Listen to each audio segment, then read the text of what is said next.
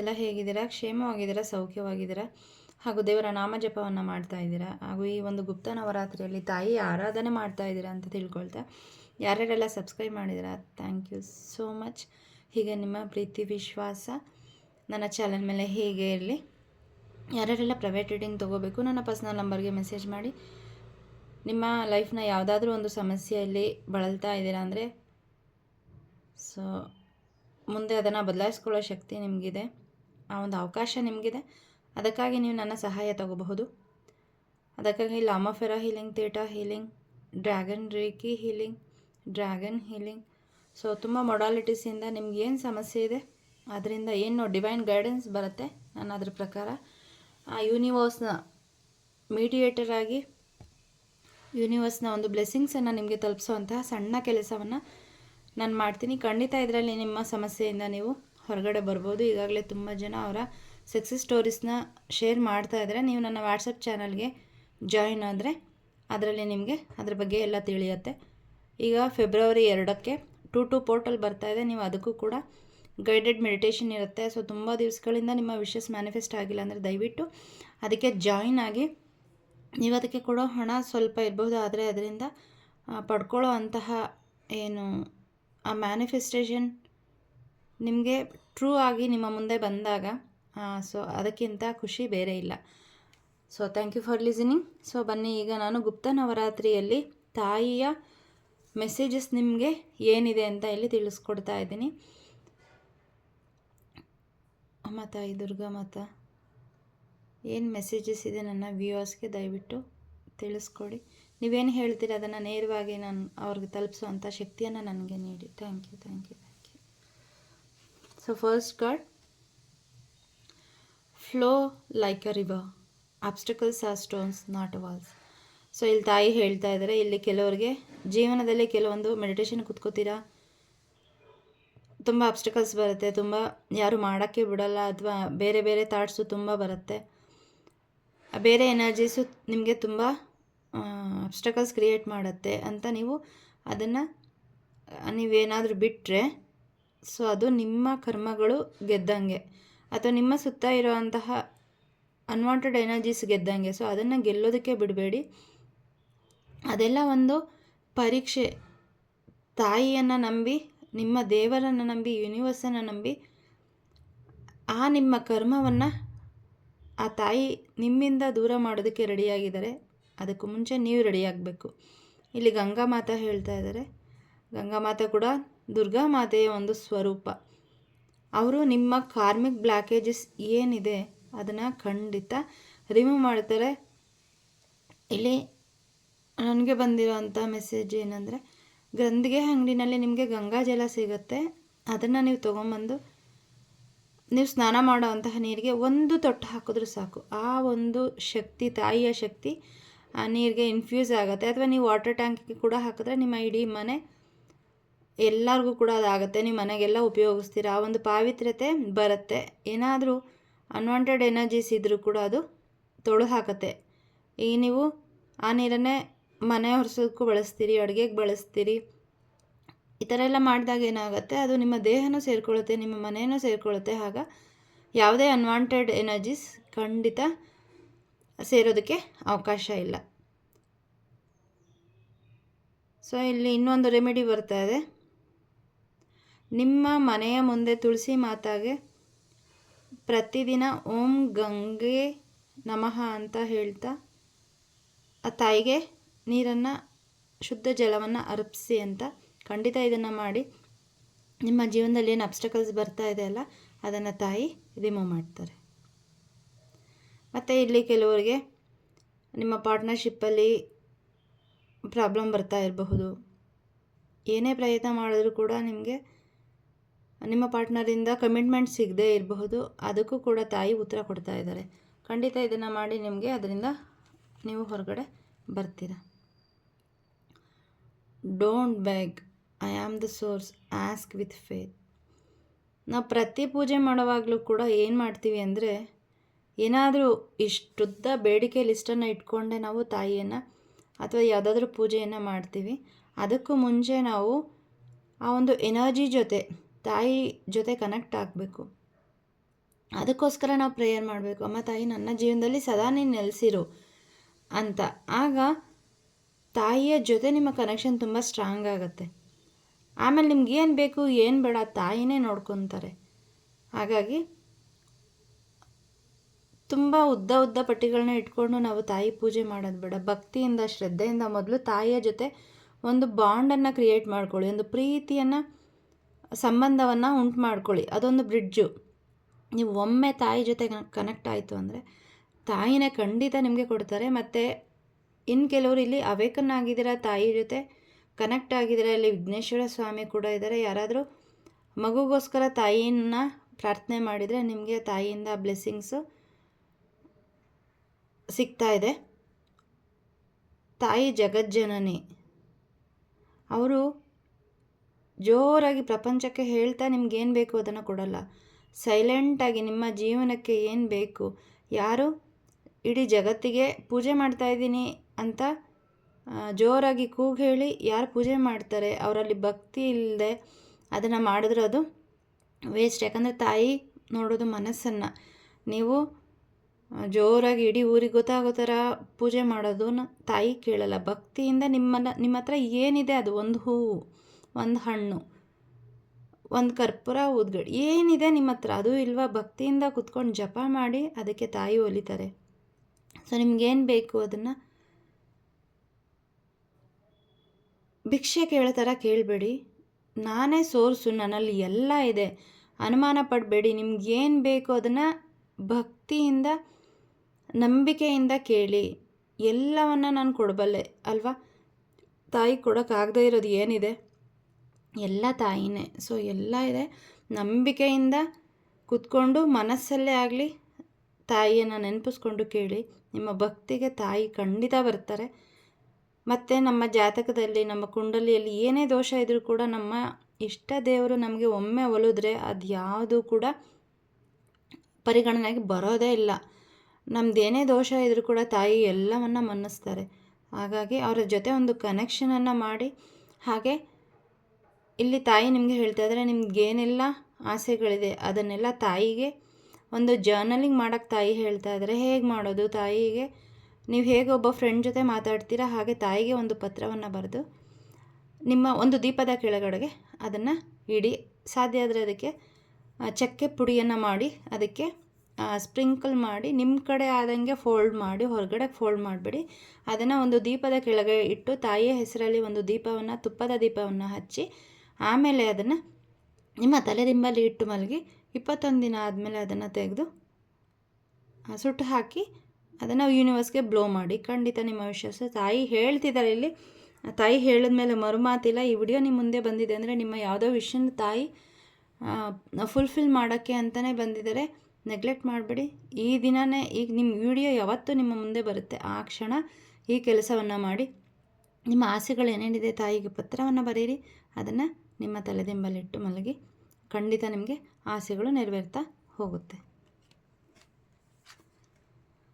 So ಇಲ್ಲಿ ಯಾರೋ ತುಂಬ ಗೊಂದಲ ಇದೆ, ನಾನು ಇದು ಮಾಡಬೇಕಾ ಅದು ಮಾಡಬೇಕಾ, ರಿಲೇಷನ್ಶಿಪ್ಪಲ್ಲಿ ಇವರನ್ನು ಸೆಲೆಕ್ಟ್ ಮಾಡ್ಕೋಬೇಕಾ ಅವರನ್ನು ಸೆಲೆಕ್ಟ್ ಮಾಡ್ಕೋಬೇಕಾ, ಅದನ್ನು ಮಾಡಬೇಕು ಇದನ್ನು ಮಾಡಬೇಕಾ, ಈ ಥರ ತುಂಬ ಗೊಂದಲದಿಂದ ಇದ್ದಾರೆ. ಅವ್ರಿಗೆ ತಾಯಿ ಹೇಳ್ತಾ ಇದ್ದಾರೆ. ಸೊ ಈ ಥರ ಎಲ್ಲ ಏನು ಕನ್ಫ್ಯೂಷನ್ಸು, ಕಯೋಸ್ ಇರ್ಬೋದು, ಯಾವುದನ್ನು ಸೆಲೆಕ್ಟ್ ಮಾಡ್ಕೋಬೇಕು. ನಿಮ್ಮ ಜೀವನದಲ್ಲಿ ಬಿರುಗಾಳಿನೇ ಇದ್ದಿರ್ಬೋದು. ನೀವು ತುಂಬ ಪ್ರೇಯರ್ ಮಾಡ್ತಾ ಇದ್ದೀರಿ, ತಾಯಿಯನ್ನು ಬೇಡ್ತಾ ಇದ್ದೀರಿ, ನನಗೆ ನನ್ನ ಸಂಬಂಧನ ಸರಿ ಮಾಡಿಕೊಡು, ನನಗೆ ಹಣದ ಸಮಸ್ಯೆಯನ್ನು ಪರಿಹಾರ ಮಾಡಿಕೊಡು, ಇನ್ನು ಏನೇನೇನೇನೋ ಕೇಳ್ತಾ ಇದ್ದೀರಿ. ತಾಯಿಲಿ ಹೇಳ್ತಾ ಇದ್ದಾರೆ, ಯಾವುದೇ ಈಗ ಹೇಗೆ ಶಾಂತಿ ನೆಲೆಸೋದಕ್ಕಿಂತ ಮುಂಚೆ ಬಿರುಗಾಳಿ ಬರುತ್ತೆ ಅಲ್ವ, ಹಾಗೆ ನಿಮ್ಮ ಜೀವನದ ಪರೀಕ್ಷಾ ಸಮಯ. ಇದನ್ನು ಈ ಕತ್ತಲೆಯನ್ನು ತಾಯಿಯನ್ನು ನಂಬಿ ನೀವು ಹೆಜ್ಜೆಯನ್ನು ಇಡ್ತಾ ಹೋಗಿ. ಖಂಡಿತ ತಾಯಿ ಅದನ್ನೆಲ್ಲ, ಆ ಒಂದು ಭ್ರಮೆಯನ್ನು, ಅದರಿಂದ ನಿಮ್ಮ ಈ ಸಮಸ್ಯೆಗಳಿಂದ ಹೊರಗಡೆ ತರ್ತಾರೆ.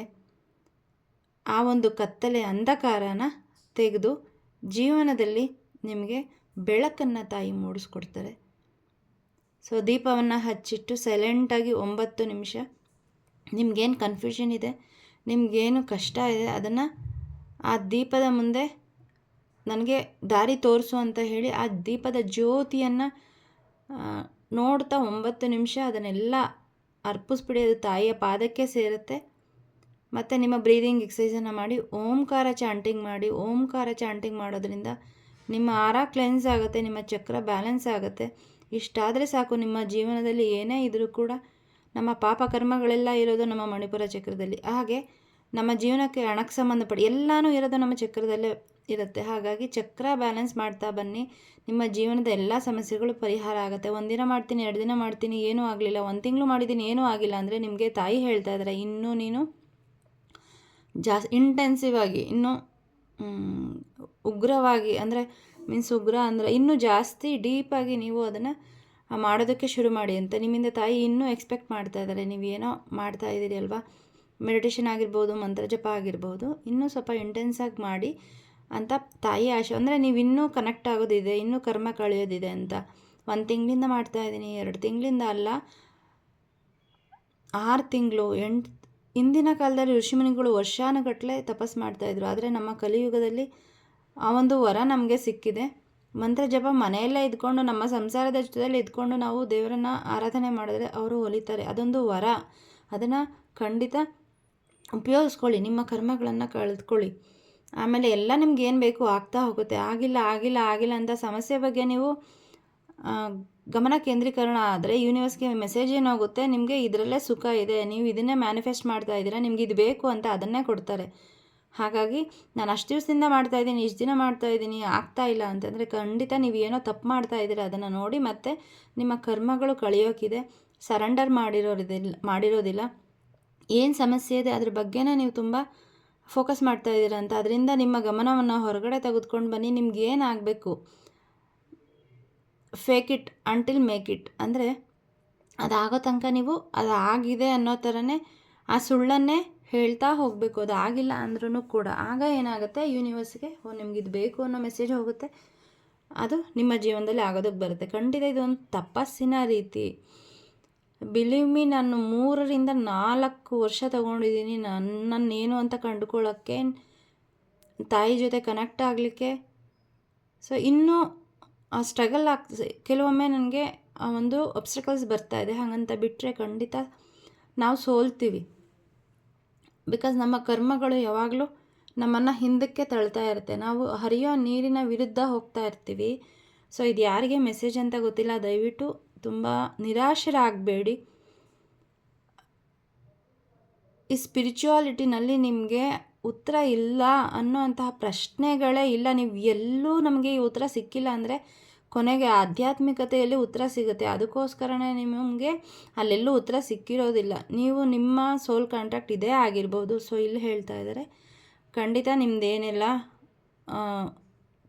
ಇಲ್ಯೂಷನ್ಸ್ ಇದೆ, ಭ್ರಮೆಗಳಿದೆ, ಡೌಟ್ಸ್ ಇದೆ, ಅದನ್ನೆಲ್ಲ ತಾಯಿ ಇಲ್ಲಿ ಕಾಲರಾತ್ರಿ ಹೇಳ್ತಾ ಇದ್ದಾರೆ, ಕ್ಲಿಯರ್ ಆಗುತ್ತೆ. ಅದನ್ನೆಲ್ಲ ಡಿಸ್ಟ್ರಾಯ್ ಮಾಡ್ತಾರೆ. ದೀಪ ಹಚ್ಚಿಟ್ಟು ಅದನ್ನು 9 ನಿಮಿಷ ನೋಡಿ ನಿಮ್ಗೇನು ಬೇಕು ಮೈಂಡಲ್ಲಿ ಅಷ್ಟರೊಳಗಡೆ ಕ್ಲಾರಿಟಿ ಸಿಗ್ತಾ ಹೋಗುತ್ತೆ. ನಂಬಬೇಕು ನೀವು. ಸೊ ಬನ್ನಿ ಹಾಗೆ ಮುಂದಿನ ಮೆಸೇಜ್. ಇನ್ನೊಂದು ಡೆಕ್ಕಿಂದ ನಾನು ತೊಗೊಂಡಿದ್ದೀನಿ.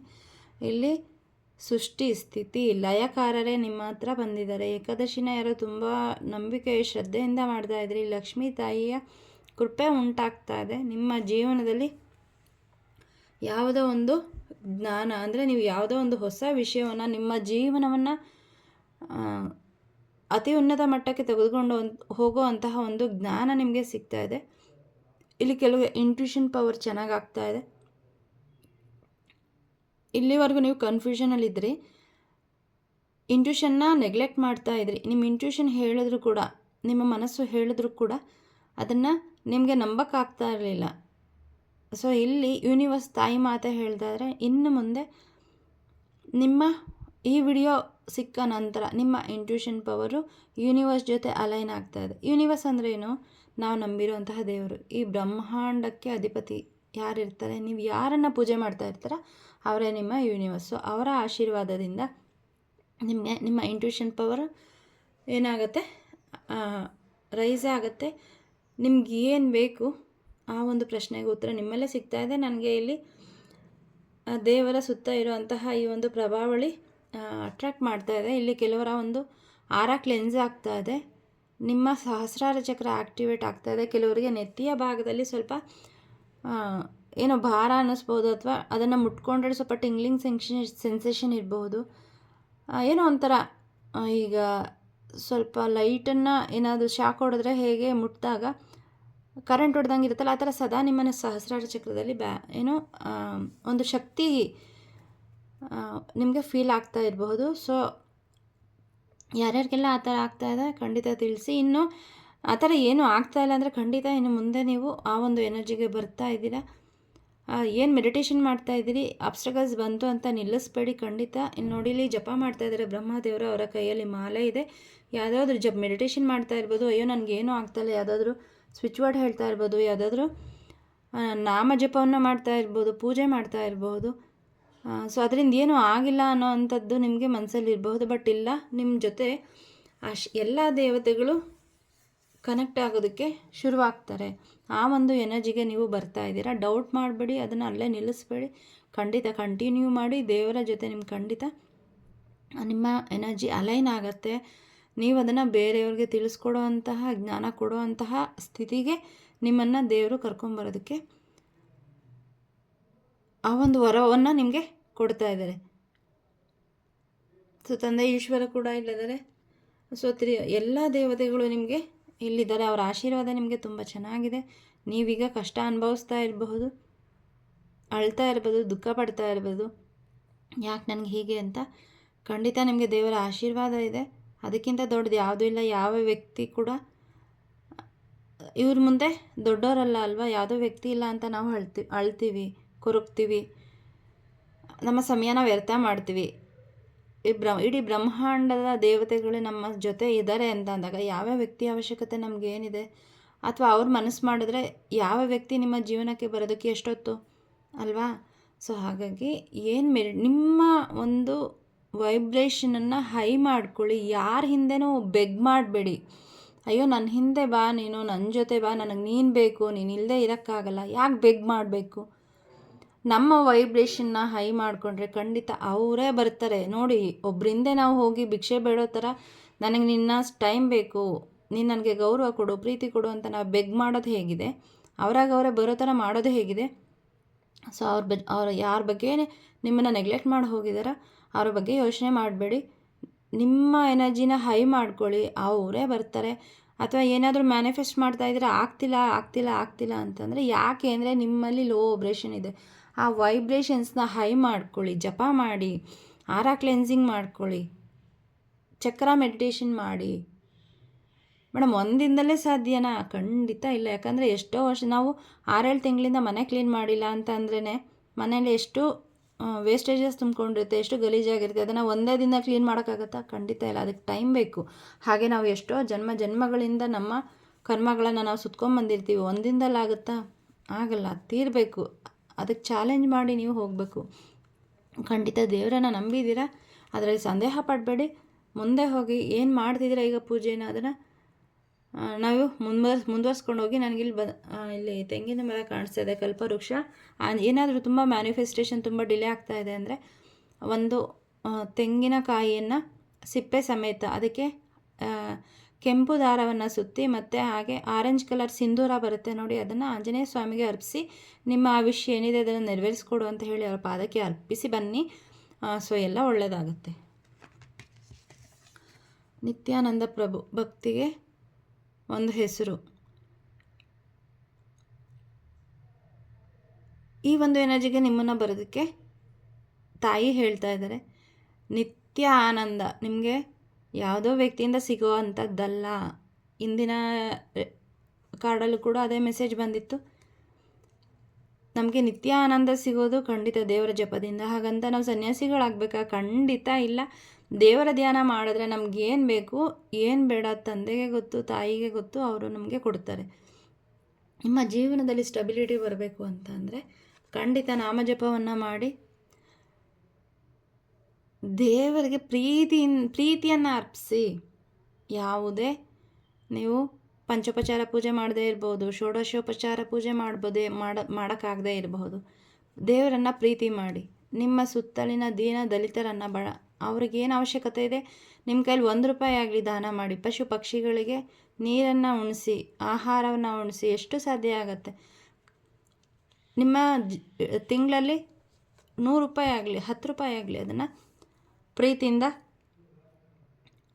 ಅರ್ಪಿಸಿ. ಮತ್ತು ಇಲ್ಲಿ ಕೆಲವ್ರಿಗೆ ಇಷ್ಟು ದಿನ ಫಸ್ಟ್ ಕಾರ್ಡಲ್ಲಿ ಬಂದಂಗೆ ಅಬ್ಸ್ಟಕಲ್ಸ್ ಬರ್ತಾ ಇದ್ದದ್ದನ್ನು ಅಲ್ಲಿ ಫಸ್ಟ್ ಕಾರ್ಡಲ್ಲೂ ಹೇಳಿದರು ಅಬ್ಸ್ಟಕಲ್ಸ್ ಬರ್ತಾ ಇದೆ ಅಂತ. ಬಟ್ ಇಲ್ಲಿ ಕನ್ಫರ್ಮೇಷನ್ ಮಾಡ್ತಾ ಇದ್ದಾರೆ ತಾಯಿ, ನಿಮ್ಮ ಜೀವನದಲ್ಲಿ ಏನಾದರೂ ದೇವರ ಹೆಸರನ್ನು ನಾಮಜಪವನ್ನು ಮಾಡೋದಕ್ಕೆ ಏನಾದರೂ ಅಬ್ಸ್ಟಕಲ್ಸ್ ಬರ್ತಾ ಇದ್ದರೆ, ನಾನು ಸರಿಯಾಗಿ ಮಾಡ್ತಾ ಇಲ್ಲ ಅನ್ನೋ ಡೌಟ್ ಇದ್ದರೆ, ಆ ಒಂದು ಎನರ್ಜಿಯಿಂದ ತಾಯಿ ನಿಮ್ಮನ್ನು ಹೊರಗಡೆ ತಗೊಂಬಂದು ಪರ್ಫೆಕ್ಷನನ್ನು ಕೊಡ್ತಾ ಇದ್ದಾರೆ.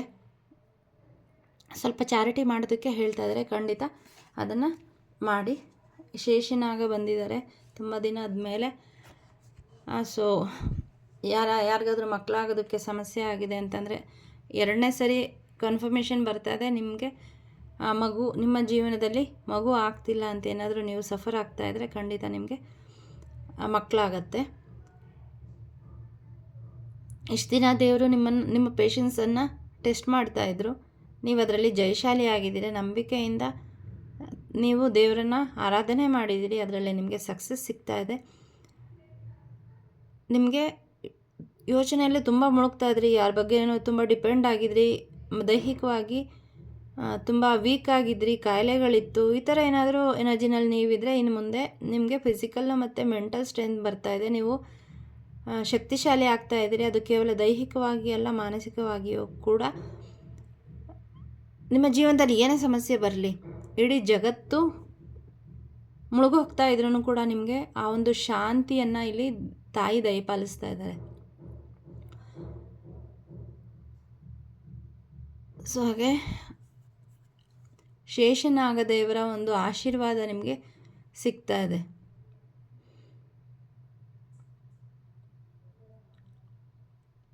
ಆ ಸ್ಟೆಬಿಲಿಟಿ ಬರ್ತಾ ಇದೆ, ಇಂಟ್ಯೂಷನ್ ಪವರ್ ಚೆನ್ನಾಗಿ ಆಗ್ತಾ ಇದೆ.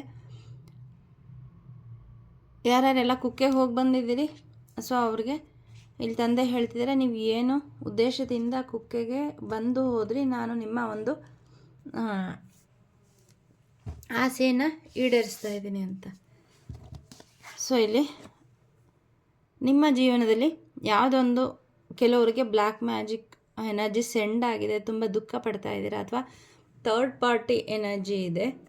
ಸೊ ಅದೆಲ್ಲದರಿಂದ ತಾಯಿ ದೂರ ಮಾಡ್ತಾ ಇದ್ದಾರೆ. ಹಾಗೆ ಆಂಜನೇಯ ಸ್ವಾಮಿಯ ಒಂದು ಎನರ್ಜಿ ಕೂಡ ಇಲ್ಲಿ ನನಗೆ ಕಾಣಿಸ್ತಾ ಇದೆ. ಯಾರ್ಯಾರೆಲ್ಲ ಆಂಜನೇಯ ಸ್ವಾಮಿಯನ್ನು ಇದಕ್ಕೆ ನಿಮ್ಮ ಥರ್ಡ್ ಪಾರ್ಟಿ ರಿಮೂವ್ ಆಗಲಿ ಮತ್ತು ಬ್ಲ್ಯಾಕ್ ಮ್ಯಾಜಿಕ್ ಏನು ಸೆಂಡ್ ಆಗಿದೆ ಅದು ಹೋಗಲಿ ಅಂತ ನೀವೇನಾದರೂ ಯಾವುದಾದ್ರೂ ಆಚರಣೆ ಮಾಡ್ತಾಯಿದ್ರೆ, ರಿಚುವಲ್ ಮಾಡ್ತಾಯಿದ್ರೆ ಅದರಲ್ಲಿ ನಿಮಗೆ ಸಕ್ಸಸ್ ಸಿಗ್ತಾ ಇದೆ. ನೀವು ಅದನ್ನು ಕಟ್ ಮಾಡಿದ್ದೀರಾ ನಿಮ್ಮ ಜೀವನದಿಂದ.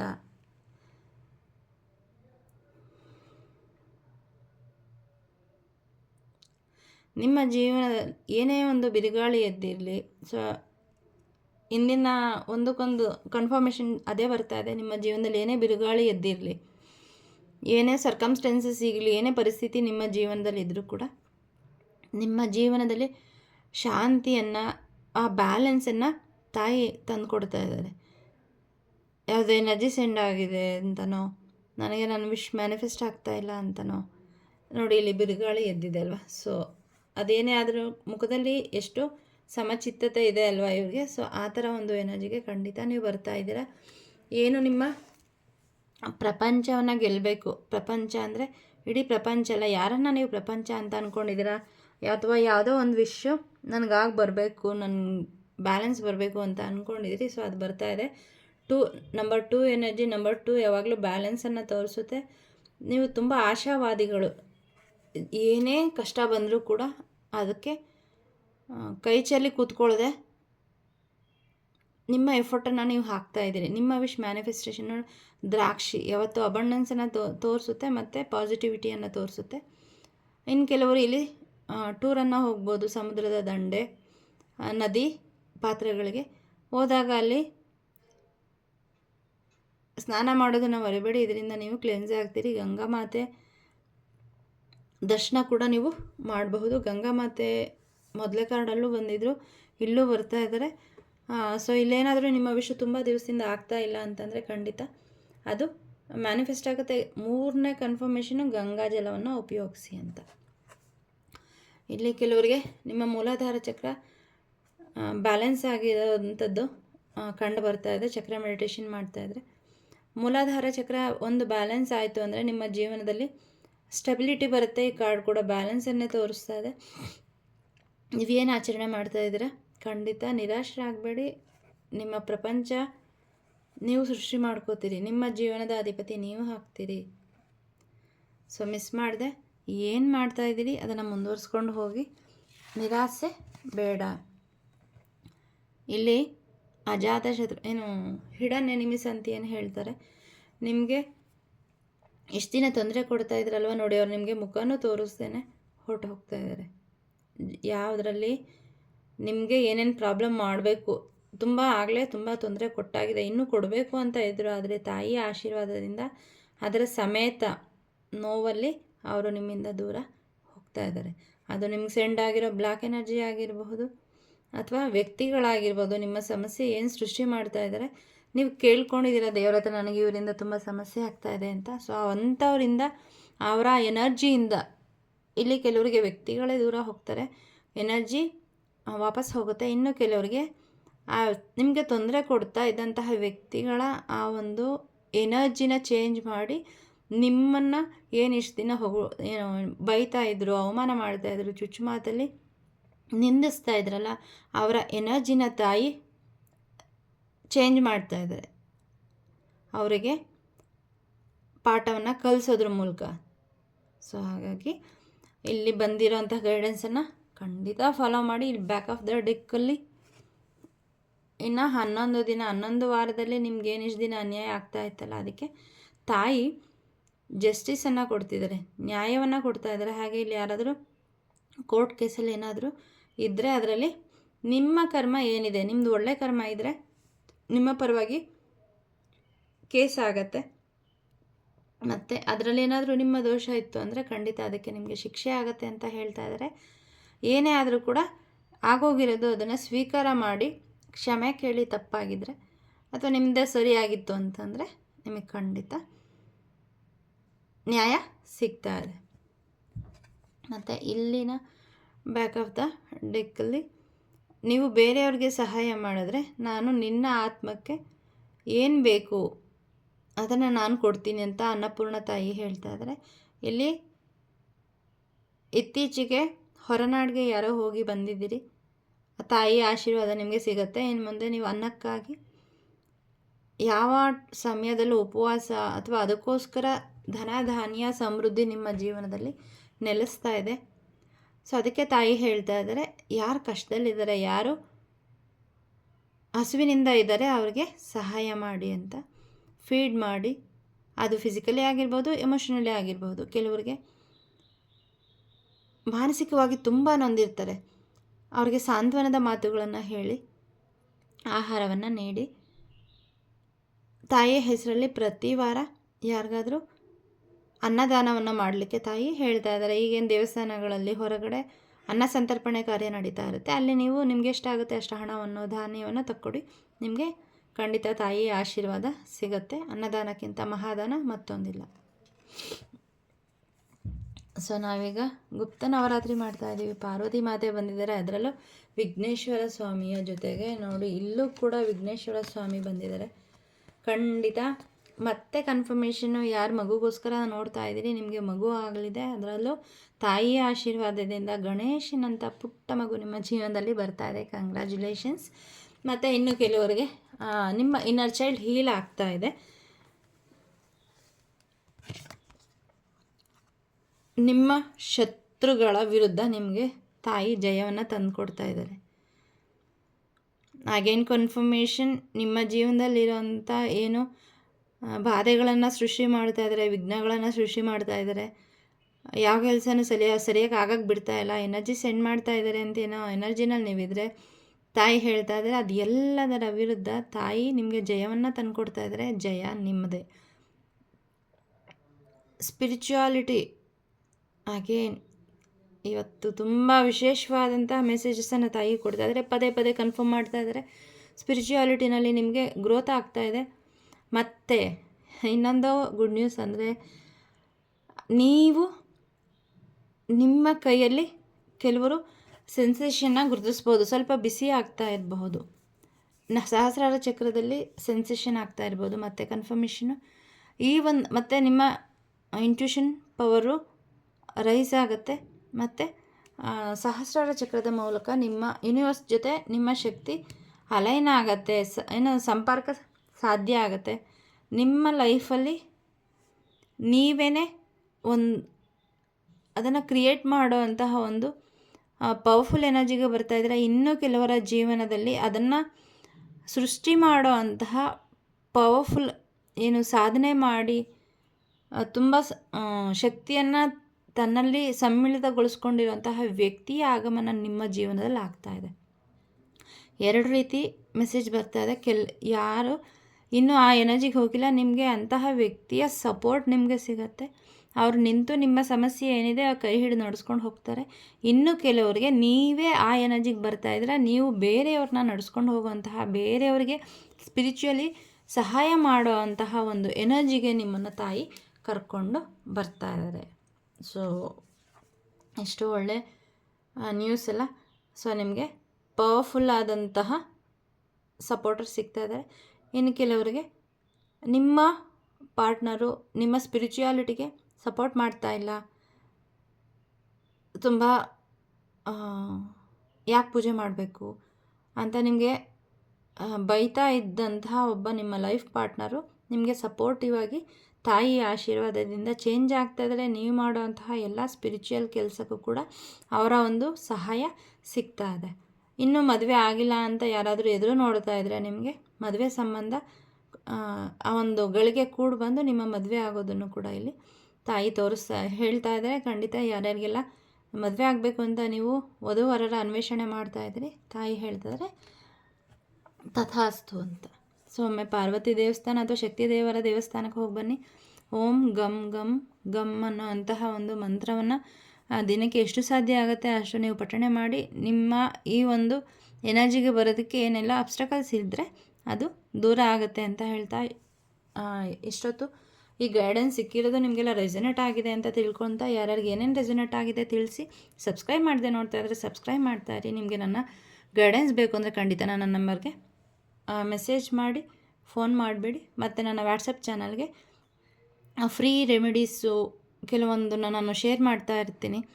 ಸೊ ಅದು ಬೇಕು ಅಂದರೆ ನನ್ನ ವಾಟ್ಸಪ್ ಚಾನಲ್ಗೆ ಜಾಯಿನ್ ಆಗಿ ಅಂತ ಹೇಳ್ತಾ, thank you so much. Thank you. ಶಿವಾಯ ಗುರುವೇ ನಮಃ, ಶ್ರೀಮಾತ್ರೇ ನಮಃ, ಓಂ ದುಂ ದುರ್ಗಾಯೈ ನಮಃ. Thank you.